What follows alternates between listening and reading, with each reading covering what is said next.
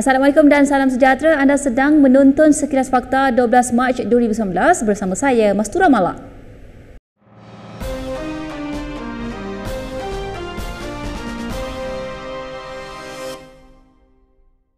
Baik, Mahkamah Rayuan hari ini bersetuju untuk menyambung perbicaraan kes rayuan bekas Perdana Menteri Datuk Seri Najib Razak berkenaan SRC International Sdn Bhd sehingga Jumaat ini. Memetik Malaysia Kini, ia susulan peguam yang mewakili Najib Tan Sri Muhammad Syafiee Abdullah memohon penangguhan atas alasan kecederaan di tangannya. Sebelum itu, Syafiee memberitahu kepada panel 3 anggota yang terdiri daripada Zabaria Muhammad Yusof, Lau Bilan dan Rodzaria Bucang, beliau mengalami kecederaan akibat anjing melompat ke atasnya. Justru Syafiee berkata beliau dalam kesakitan dan memerlukan rawatan perubatan pada kadar segera. Peguam negara Tommy Thomas yang bertindak sebagai pendakwa raya dalam kes tersebut melahirkan rasa simpati, namun pihak pendakwaan tidak menyokong perbicaraan ditangguhkan. Thomas dalam hujahnya berkata seluruh negara dan semua orang mahu perbicaraan bermula esok jika tiada halangan. Oleh itu, menurut Thomas lagi, beliau berharap rayuan dapat didengar secepat mungkin untuk membuka jalan supaya perbicaraan dapat dimulakan. Panel hakim kemudian membenarkan penangguhan dan menetapkan Jumaat pagi untuk perbicaraan rayuan kali keempat dan terakhir. Najib berdepan 7 pertuduhan pecah amanah jenayah, penyalahgunaan kuasa dan pengubahan wang haram yang melibatkan dana 42 juta ringgit daripada SRC, sebuah syarikat milik kerajaan yang dikaitkan dengan 1MDB. Seterusnya, polis membuka 3 kertas siasatan berhubung kenyataan Menteri Keuangan Lim Guan Eng yang menyifatkan kerjasama UMNO PAS sebagai pengisytiharan perang terhadap golongan bukan Melayu di negara ini. Laporan tersebut berhubung kenyataan Guan Eng itu dibuat meskipun selepas beliau membuat pembetulan dengan mengeluarkan perkataan pengisytiharan perang dan menggantikan dengan perkataan menyasarkan. Ketua Polis Negara Tan Sri Muhammad Fuzi Harun berkata pihaknya menerima 58 laporan polis terhadap Guan Eng berhubung perkara itu dan siasatan akan dibuat di bawah Seksyen 505(c) Kanun Keseksaan. Fuzi yang ditemui selepas istiadat penganugerahan pingat jasa pahlawan negara di Ibu Pejabat Polis Daerah Seberang Perai Selatan di Libung Tebal, Pulau Pinang berkata pihaknya akan memanggil Guan Eng untuk mengambil keterangan apabila tiba masanya. Beliau terus menafikan tanggapan yang mengatakan polis lambat mengambil tindakan berhubung perkara itu kerana pihaknya terus membuka kertas siasatan selepas menerima laporan polis minggu lalu.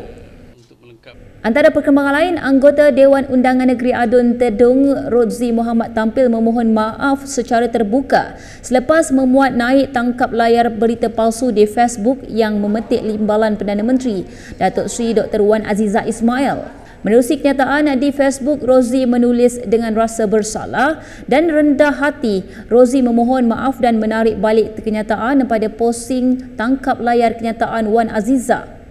Tulis beliau, setelah menyimak status berita berkenaan, ia jelas tidak benar sama sekali dan ia merupakan kelemahannya apabila menerima berita tersebut yang tidak berhati-hati dan tidak cermat dalam menapis berita tersebut. Terdahulu, Rozi membuat naik perkongsian berita berkenaan LGBT yang turut mengaitkan nama Wan Azizah. Selepas muat naik kenyataan mohon maaf, beliau turut memadam perkongsian berita palsu berkenaan. Baik, seterusnya, bekas Menteri Pertahanan Datuk Seri Hishamuddin Hussein masih sedia menawarkan bantuan untuk membantu kerajaan memburu ahli perniagaan Low Teck Jo atau Jolo yang kini dikendaki pihak berkuasa dalam siasatan berhubung skandal 1MDB. Fine, Jolo, is the offer? Yeah, still on.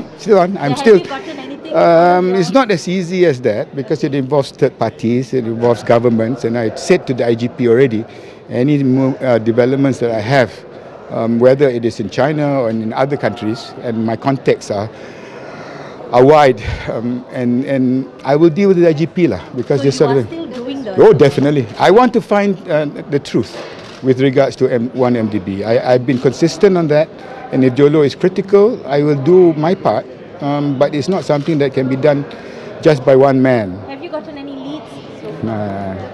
Datuk Seri last time Tan Sri Muhyiddin kata nak bawa balik tapi tak dapat kerjasama dari negara tersebut. Itulah, kalau mungkin dia orang tak dapat kerjasama, saya menawarkan diri dan saya bekerjasama rapat dengan pihak PDRM, apa perkembangan saya akan beritahu kepada mereka. Jadi dalam usaha yang menyentuh kepada kepentingan nasional dan isu ni involves national interest, kalau mereka rasa tak dapat kerjasama daripada pihak ketiga, apa salahnya kalau saya cuba dan saya akan bantu. What we want is the truth, what we want is justice. And like I said, as much as my officers will be investigated, I will be investigated, others also who are responsible will have to face justice. I've always been consistent on that. Menteri Hal Ehwal Ekonomi Datuk Seri Muhammad Azmin Ali berkata tidak timbul isu undi tidak percaya terhadap Tun Dr. Mahathir Mohamad kerana Pakatan Harapan PH menyokong kuat beliau sebagai Perdana Menteri.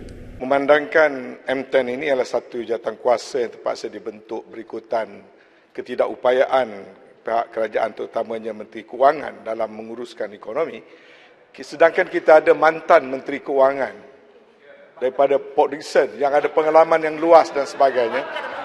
Kenapakah Port Dickson tidak dilantik ke dalam jawatankuasa ini memandangkan beliau adalah bekas Menteri Kewangan dan ada pengalaman yang luas. Baling sokong. Adakah ini satu perancangan untuk mengekang Port Dickson sedangkan beliau yang Pian pun sokong kelemahan ini? Kelemahan ekonomi, pengurusan ekonomi bakal diwarisi oleh Port Dickson. Soalan dalam 30 Kenapa saat. Port Dickson tidak dilantik? Ya. Yang Berhormat Tuan Di-Pertua, saya kenal lama dengan ketirih ni. Baru pagi ni nak sokong Port Dickson. Ya? Selama 20 tahun beliaulah yang terlibat dalam menyerang Port Dickson habis-habisan. Mencadangkan Port Dickson bukan bermakna sokong. Belum tahu sokong. Belum tahu sokong. Ini cadangan. Saya melihat masa. Nak sokong tak sokong bila ada undi tak percaya baru kita tentukan sokong tak sokong. Yang kita risau Gombak tak sokong Port Dickson yang kita risau ni. Yang itu confirm. Itu confirm yang Gombak tak sokong. Tuan Di-Pertua, tidak timbul isu undi tidak percaya. Hari ini Pakatan Rakyat telah menekankan kita akan memberi sokongan yang kuat dan padu kepada kepimpinan yang amat berhormat Perdana Menteri.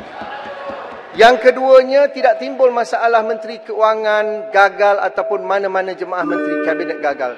Kita buat kerja secara kolektif, secara bersama. Baiklah, sampai di sini saja. Jangan lupa layari kami di laman web www.kinitv.com/bm untuk mengetahui berita selanjutnya. Anda juga boleh layari kami di YouTube Kini TV. Sekian sahaja daripada saya, Mas Romala. Assalamualaikum dan salam hormat.